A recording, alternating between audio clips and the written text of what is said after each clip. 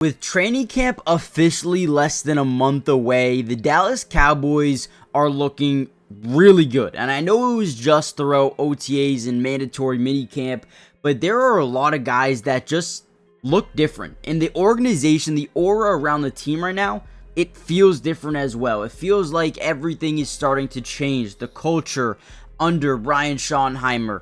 Dak Prescott is getting better and better and better. And yes, he said that they're still in the developmental stage. Well, obviously, he's trying to adapt to a new playbook and a new coaching staff here under Brian Schottenheimer. But obviously, the competition added behind him in Joe Milton, I think, is going to push him a very long way. But in this video, what I wanted to do specifically was actually break down 3 players that have the ability not only to make this football team, but have a big role from what they have showcased so far. Okay, so in this video, we're going to talk about 3 players, mainly some undrafted guys and some veterans that have already been on the team that are shooting up this depth chart. We're going to break it down. Before we dive in, comment down below who you think could potentially break out, and let's dive into the video. The first guy I have on my list that could potentially fight for playing time on day 1 is UCLA defensive tackle Toia, who they drafted in the 7th round, the number 1 overall pick in the round. He is already starting to make a difference throughout rookie minicamp, OTAs, mandatory minicamp. The coaching staff had a lot of good things to say about this 6'2", 342-pound lineman, right? Now, when you look at their depth chart going into next season, he slots in as more of a nose than a defensive tackle. You already have Mazi Smith, a former first-rounder, but obviously you need depth behind him, and already he is slotted in here, according to this depth chart, as the number 2 guy in this football team. Now, when you go, to some of his strengths, right? He's a big nose tackle, right? He's got great aggression. At least when you watch the film, you can really tell pretty much right away that he adds toughness. Goes through double teams. He got wide base, strong legs that drives through a lot of the time. Again, drive power, another thing. Opens rush edge with violent slaps and club moves. Overall, this is a player that has positioned himself to be in the running to get a lot of playing time already in year 1 of his rookie season with this football team, and I am excited, and so is the coaching staff about Toia. I wanted to show you this small little article from Sports Illustrated. They said it's not often a 7th round pick flirts with starting reps as a rookie, okay? But that could be the case for Toia. The UCLA product proved to be a force during offseason work. Now, obviously, we need to take this with a grain of salt, guys. There are no pads on right now. There's no really crazy contact. There are 11-on-11s, but it's not anything crazy again with no pads. Once the pads come on in training camp, that's when we're actually going to see how good this guy can be. So take it with a grain of salt right now. And was taking reps with the first team at OTAs again. Yes, that is meaningful, but we need to see it with the pads on.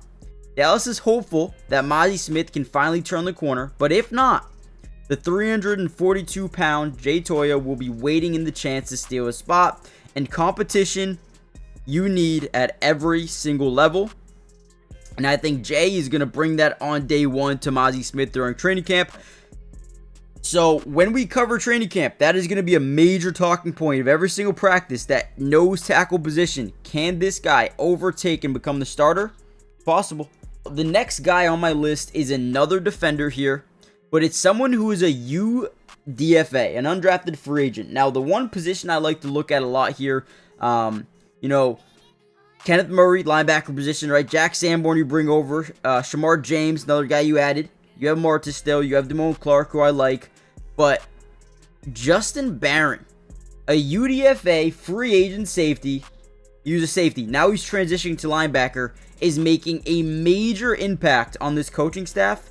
And he could be another guy that positions himself, maybe not to get starting reps, obviously, but to get reps throughout the season. And it's going to be very crucial that he does it during preseason and training camp, that he continues to show what he's been showing. But if he does, I could see some playing time for him this year.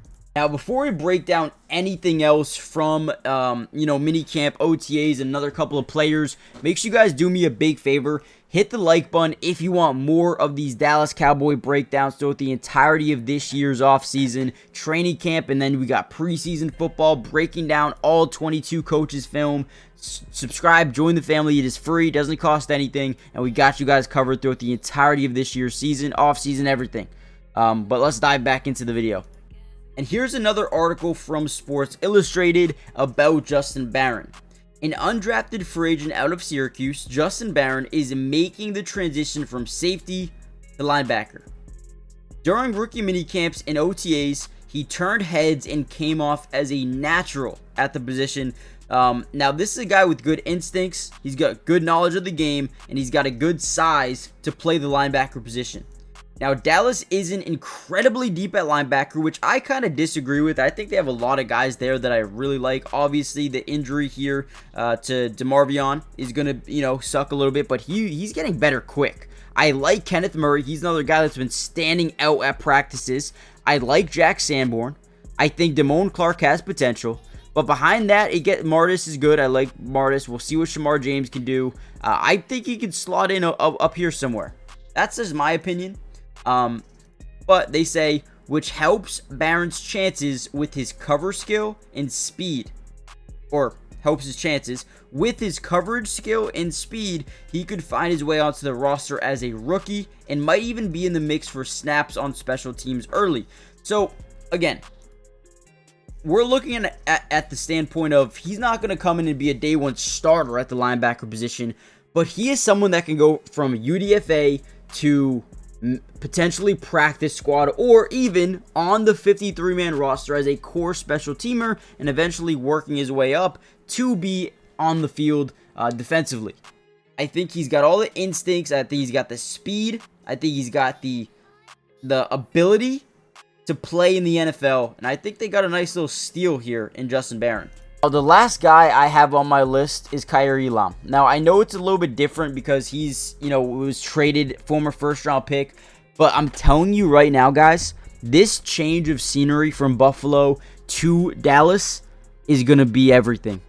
He looks good. Athletic, smart, instinctual. Cover skills are good. I know he was bad last year in the regular season, but so far, so good for Kaiir Elam. They are extremely high on him, as well as Savon Revel, Kalen Carson. I don't know how people feel about Trayvon Diggs coming back from his injury right now, but when you look at Kaiir Elam, Deron Bland, Kalen Carson, and Revel, the DB room suddenly doesn't look that bad. They love Malik Hooker. They like Donovan Wilson. From there, Juania Thomas has been another guy that's been breaking out, right?